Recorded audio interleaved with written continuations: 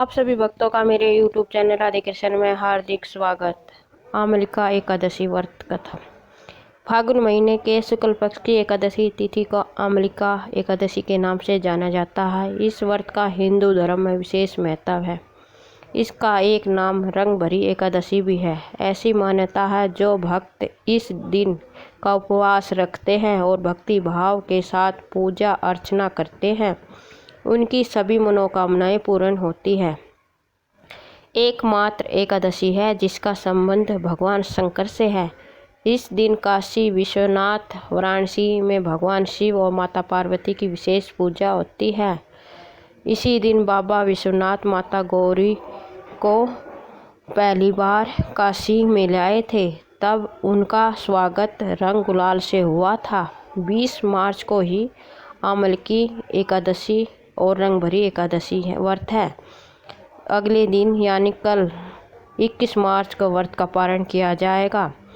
एकादशी व्रत के दिन व्रती को एकादशी व्रत कथा का पाठ जरूर करना चाहिए। ऐसा माना जाता है कि व्रत कथा का पाठ करने से भगवान विष्णु की कृपा से सभी मनोकामनाएं पूर्ण होती है। उसके बाद मोक्ष प्राप्ति होती है और समस्त पापों से मुक्ति मिलती है। आमलिकी एकादशी व्रत कथा था। एक समय की बात है, चित्रसेन नामक राजा करता था।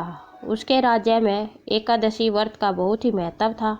सभी प्रजाजन एकादशी का व्रत करते। वहीं राजा की आमलिकी एकादशी के प्रति बहुत ही श्रद्धा थी। एक दिन राजा शिकार करते हुए जंगल में बहुत दूर निकल गए। तभी कुछ जंगली और पहाड़ी डाकुओं ने राजा को घेर लिया। इसके बाद डाकुओं ने शस्त्रों से राजा पर हमला कर दिया, मगर देव कृपा से राजा पर जो भी शस्त्र चलाए जाते वह फूलों में बदल जाते। डाकुओं की अधिक संख्या होने से राजा संज्ञाहीन होकर धरती पर गिर गए। तभी राजा के शरीर से एक दिव्य शक्ति प्रकट हुई और समस्त राक्षसों को मारकर अदृश्य हो गई। जब राजा की चेतना लौटी तो उसने सभी राक्षसों को मरा हुआ पाया। यह देख राजा को आश्चर्य हुआ कि इन डाकुओं को किसने मारा। तभी आकाशवाणी हुई, हे राजन, यह सब राक्षस तुम्हारे आमलिकी एकादशी व्रत करने के प्रभाव से मारे गए हैं। तुम्हारी देह से उत्पन्न आमलिकी एकादशी की वैष्णव शक्ति ने इनका संहार किया है। इन्हें मारकर वहाँ पुण्य तुम्हारे शरीर में प्रवेश कर गई है। यह सुनकर राजा प्रसन्न हुआ और वापस लौटकर राज्य में सबको एकादशी व्रत का महत्व बताया। प्राचीन काल की बात है, वेदिस नाम का एक नगर था। उस नगर में ब्राह्मण, क्षत्रिय, वैश्य और शूद्र रहते थे। वहाँ रहने वाले सभी नगरवासी विष्णु भक्त थे और वहाँ कोई भी नास्तिक नहीं था। उसके राजा का नाम चेतरथ था। राजा चेतरथ विद्वान थे और बहुत धार्मिक थे। उनके नगर में कोई भी व्यक्ति दरिद्र नहीं था। नगर में रहने वाला हर व्यक्ति एकादशी का व्रत करता था। एक बार फागुन महीने में आमलिकी एकादशी आई।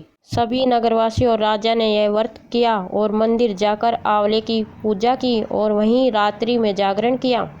तभी रात के समय वहाँ एक बेहलिया आया जो कि घोर पापी था, लेकिन उसे भूख और प्यास लगी थी, इसलिए मंदिर के कोने में बैठकर जागरण को देखने लगा और विष्णु भगवान व एकादशी के महत्व की कथा सुनने लगा।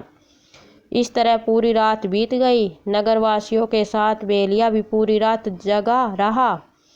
सुबह होने पर सभी नगरवासी अपने घर चले गए। बेलिया भी घर जाकर भोजन किया, लेकिन कुछ समय के बाद बेलिया की मौत हो गई। हालांकि उसने आमलिकी एकादशी व्रत कथा सुनी थी और जागरण भी किया था, इसलिए वह राजा विदुरथ के घर उसका जन्म हुआ। राजा ने उसका नाम वसुरथ रखा। बड़ा होकर वह नगर का राजा बना। एक दिन वह शिकार पर निकला, लेकिन बीच में ही मार्ग भूल गया। रास्ता भूल जाने के कारण वह एक पेड़ के नीचे सो गया। थोड़ी देर बाद वहीं पहाड़ी डाकू आ गए और राजा को अकेला देखकर उसे मारने की योजना बनाने लगे। उन्होंने कहा कि इसी राजा के कारण उन्हें देश निकाला दिया गया है, इसलिए इसे हमें मार देना चाहिए। इस बात से अनजान राजा सोता रहा।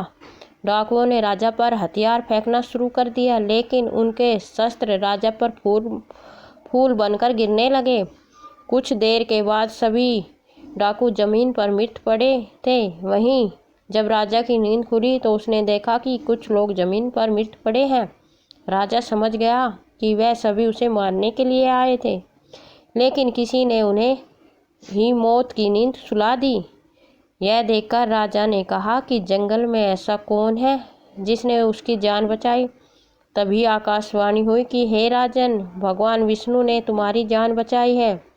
तुमने पिछले जन्म में आमल की एकादशी व्रत कथा सुनी थी और उसी का फल है कि आज तुम्हें शत्रुओं से घिरे होने के बावजूद तुम जीवित हो। राजा अपने नगर को लौटा, सुखपूर्वक राज्य करने लगा और धर्म के कार्य करने लगा। बोलो आंवला एकादशी माता की जय, विष्णु भगवान की जय, शिव माँ पार्वती की जय। आमल की एकादशी उपाय। आमल की एकादशी में आंवले का इस्तेमाल करना महत्वपूर्ण माना जाता है। इस दिन पूजा से लेकर भोजन तक आंवले का प्रयोग उत्तम माना जाता है। इस दिन सुबह उठकर भगवान विष्णु का ध्यान करें और व्रत में संकल्प करें। इसके बाद स्नान से निर्वृत्त होकर भगवान विष्णु और माता लक्ष्मी की विधिवत पूजा करें। भगवान विष्णु के समक्ष घी का दीपक जलाकर विष्णु सहस्त्र नाम का पाठ करें। पूजा के बाद आंवले के वृक्ष के नीचे नवरत्न युक्त कलश स्थापित करें। इस दिन आंवले के वृक्ष की विधि पूर्वक पूजा करनी चाहिए। आंवले के वृक्ष में धूप दीप दिखाए, अब चंदन, रोली, पुष्प और अक्षत से उसकी पूजा करें। अगर आपके घर के आसपास आंवले का वृक्ष नहीं है तो कोई बात नहीं। इस दिन आप आंवले का फल भी भगवान विष्णु को प्रसाद के रूप में अर्पित कर सकते हैं। द्वादशी के दिन स्नान कर भगवान विष्णु के पूजा करनी चाहिए। इसके बाद जरूरतमंद व्यक्ति या ब्राह्मण को कलश, वस्त्र और आंवले का दान करें। इसके बाद भोजन ग्रहण करें, अपना उपवास खोलें।